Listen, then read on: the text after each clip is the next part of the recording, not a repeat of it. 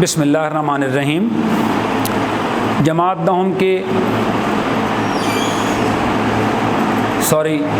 11ویں کے عزیز طلبہ و طالبات، السلام علیکم۔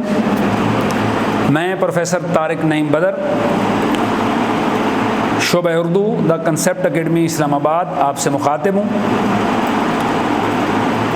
سبق ہم نے کل پڑھا تھا جھوٹے آدمی، اس کی ہم نے مشق کی تھی۔ امید واسق ہے کہ ہماری محنت، ہماری کوشش آپ کے کام آئی ہوگی، آپ کو کافی چیزیں سمجھ آ گئی ہوں گی اور یاد بھی ہو گئی ہوں گی۔ عزیز طلبہ و طالبات، کسی بھی بات کی سمجھ نہ آئے، کوئی بھی بات تشریح طلب ہو، کوئی بھی چیز آپ سمجھیں کہ یہ تشنہ رہ گئی، آپ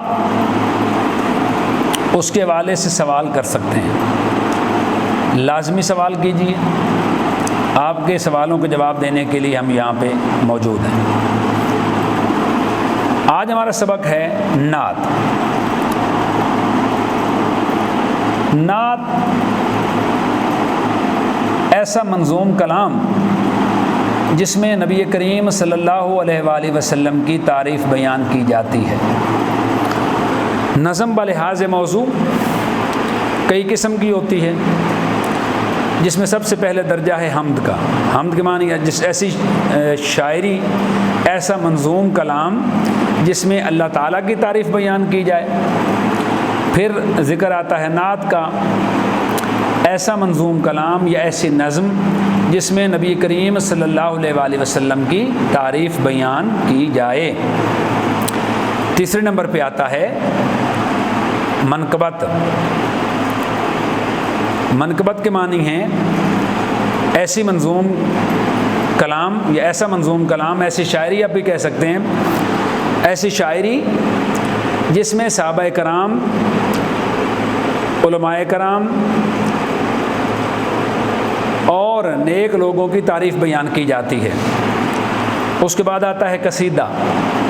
قصیدے کی اگر ہم بات کریں تو قصیدہ ایسی شاعری کو کہتے ہیں جس میں کسی بھی عام شخص کی تعریف بیان کی جاتی ہے۔ پھر آتا ہے مرثیہ۔ مرثیہ ایسی شاعری کو کہتے ہیں جو کسی مرنے والے کی یاد میں لکھا جاتا ہے، یعنی ایسی شاعری جو کسی مرنے والے کی یاد میں کی جائے۔ خیر وہ فی الحال ہماری بحث سے خالی ہے، اس پہ انشاءاللہ ہم آگے چل کے بات کریں گے، ساتھ ضرورت پڑے گی۔ آج ہمارا موضوع ہے نعت۔ آج ہم نعت پہ بات کریں گے۔ نعت لکھی ہوئی ہے محسن کاکوروی کی۔ محسن کاکوروی کی پیدائش 1866 کی ہے اور وفات 1905 کی ہے۔ یہ اس کی تفصیل میں انشاءاللہ اگلے کسی لیکچر میں آپ کو تفصیل سے یہ بات سمجھا دوں گا۔ اس کی جو کہہ لیں تفصیل ہے فی الحال میرے پاس موجود نہیں ہے۔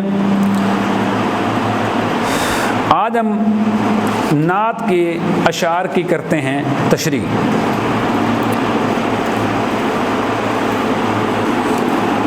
پہلا شعر ہے، سب سے اعلیٰ تیری سرکار ہے سب سے افضل، میرے ایمان مفصل کا یہی ہے مجمل۔ تشریح کرتے ہوئے ہم لکھیں گے، اس شعر میں شاعر جناب رسول صلی اللہ علیہ وآلہ وسلم کی ذات گرامی کے ساتھ اپنی عقیدت و محبت کا اظہار کرتے ہوئے کہتا ہے کہ آپ صلی اللہ علیہ وآلہ وسلم کی ذات سب سے اعلیٰ اور افضل ہے۔ آپ صلی اللہ علیہ وسلم کا دربار وہ عظیم دربار ہے جہاں جنید و بایزید بھی سانس روک کر آتے ہیں۔ آپ رحمت للعالمین، خاتم النبیین، شفیع المظلمین، سید البشر، نبی الانبیاء اور محبوب رب العالمین ہیں۔ جب تک آپ صلی اللہ علیہ وسلم کی ذات کسی مسلمان کو اپنے ماں باپ اولاد اپنی ذات اور کائنات کی ہر چیز سے زیادہ محبوب نہ ہو اس وقت تک اس کا ایمان مکمل نہیں ہوتا۔ آپ صلی اللہ علیہ وآلہ وسلم کی عظمت کا اعلان قرآن پاک نے وَرَفَعْنَا لَكَ ذِكْرَكَ کہہ کر کیا ہے، اور یہ حقیقت ہے کہ بحر و بر میں کم و بیش 5 وقت تو ضرور آپ صلی اللہ علیہ وآلہ وسلم کا نام ایک دن میں گونجتا ہے۔ غیروں نے بھی آپ کی عظمت کو تسلیم کیا، حتیٰ کہ ایک یورپین مصنف مائیکل ایچ ہارٹ نے جب 100 بڑے آدمی کے عنوان سے ایک کتاب لکھی تو اسے بھی آپ کو پہلے نمبر پر لا کر آپ کی عظمت کا اعتراف کرنا پڑا۔ یعنی اس غیر مسلم مصنف جس کا نام مائیکل ایچ ہارٹ ہے، اس نے ایک کتاب لکھی جس کا نام تھا 100 عظیم آدمی، 100 بڑے آدمی، اور اس کتاب میں جو سب سے پہلا سب سے اونچا نام ہے وہ میرے نبی کا ہے، حضرت محمد صلی اللہ علیہ وآلہ وسلم کا۔ آپ جیسا انسان کوئی پیدا نہیں ہوا اور آپ جیسا نبی بھی کوئی نہیں۔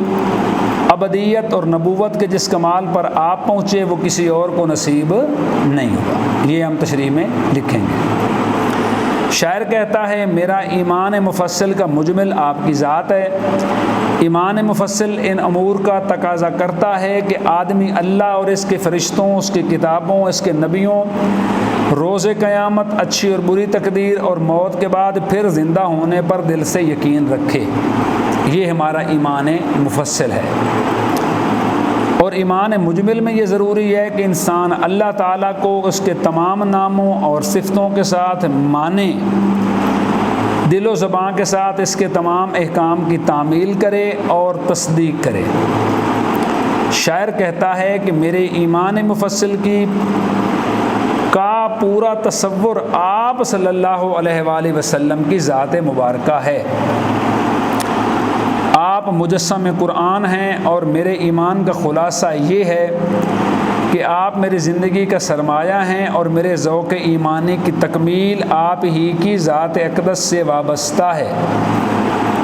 گویا آپ صلی اللہ علیہ وآلہ وسلم کی اطاعت و فرما برداری اور محبت عقیدت ہی وہ راستہ ہے جس پر چل کر ایک مسلمان مومن بن سکتا ہے اور دین و دنیا کی تمام کامرانیوں کو سمیٹ سکتا ہے۔ میری پہچان ہے سیرت ان کی، میرا ایمان محبت ان کی۔ ان سے مراد یہاں پہ نبی کریم صلی اللہ علیہ وآلہ وسلم کی ذات مبارکہ ہے۔ تو اس طرح آپ تفصیل سے اس کی تشریح پیپر میں آ جاتی ہے تو آپ لکھیں گے۔ دوسرا شعر ہے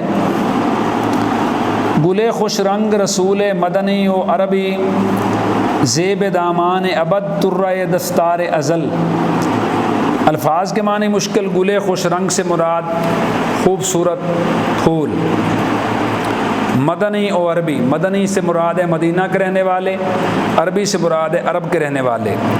زیب دامان ابد سے مراد ہے دنیا کے خاتمے کا وقت، اور ازل کے مطلب ہوتا ہے وہ دن جب دنیا کا آغاز ہوا تھا، جس دن اللہ نے دنیا بنائی تھی۔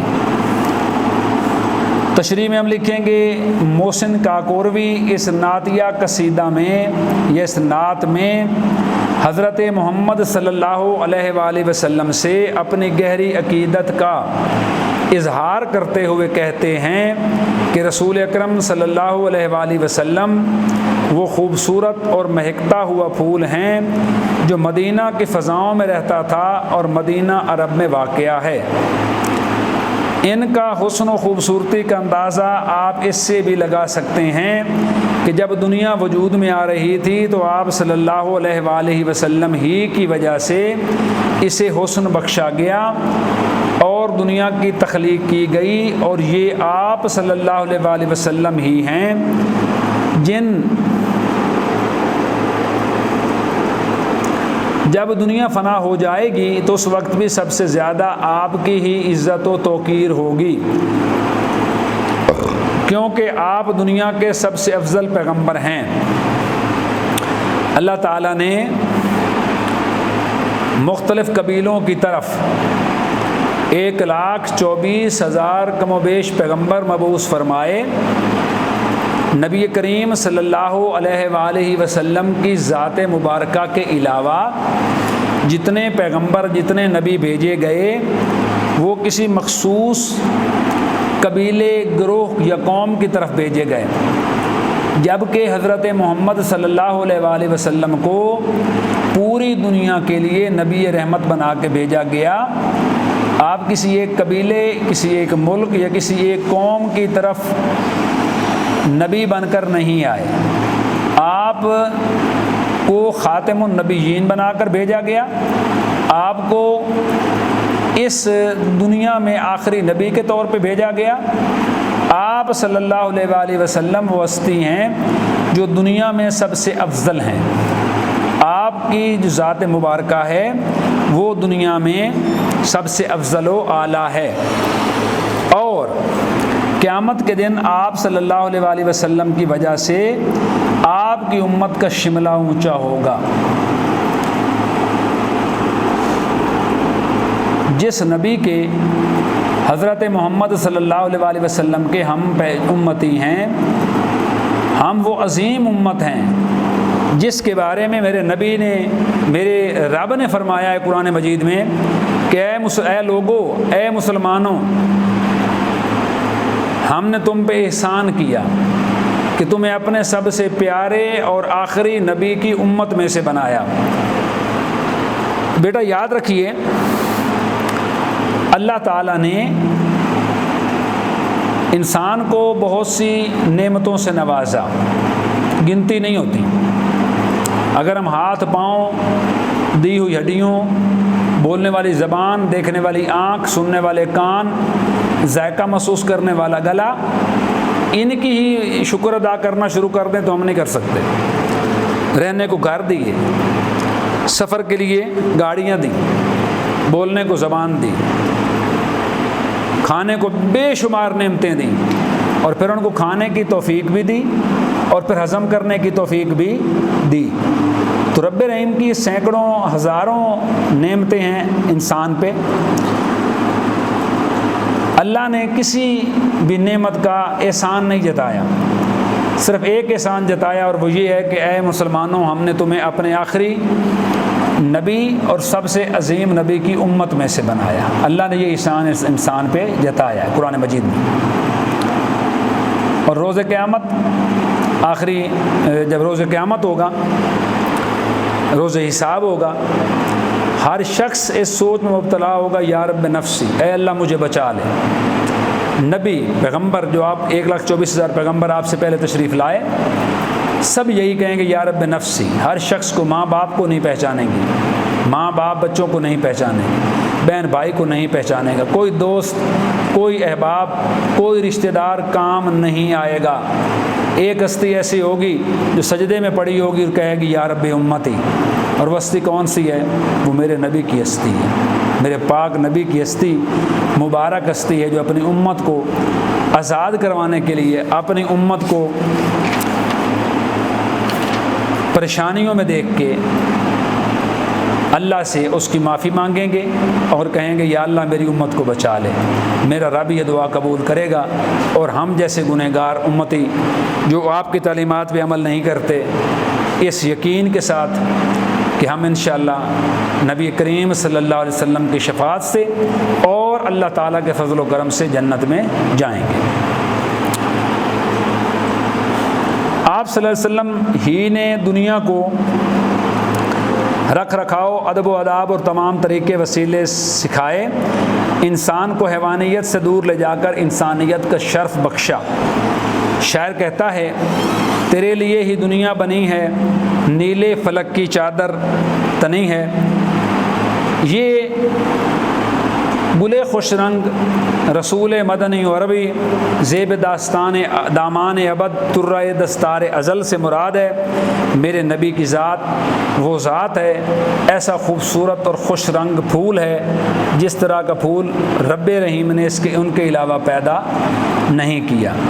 اور دنیا قائم کی گئی تو میرے نبی کے لیے، اور جب دنیا ختم ہو جائے گی یہ جو رنگینیاں ہیں، جو خوبصورتیاں ہیں، آج جو ادب و آداب ہے، رکھ رکھاؤ ہے، ہماری جتنی مثبت سوچیں ہیں، اسلامی تعلیمات ہیں، یہ سارے کی ساری میرے نبی پاک صلی اللہ علیہ وآلہ وسلم کی وجہ سے ہیں، اور آپ ہی وہ ہستی ہیں جنہوں نے اس دنیا کو رہن سہن کے، زندگی گزارنے کے، آخرت کی تیاری کرنے کے، یہاں پہ مرنے کے بعد زندہ رہنے پہ، مرنے کے بعد کی زندگی پہ، اور یہاں جو زندگی ہم گزارتے ہیں اس کو اچھے طریقے سے گزارنے کے سارے آداب میرے نبی نے سکھائے ہیں۔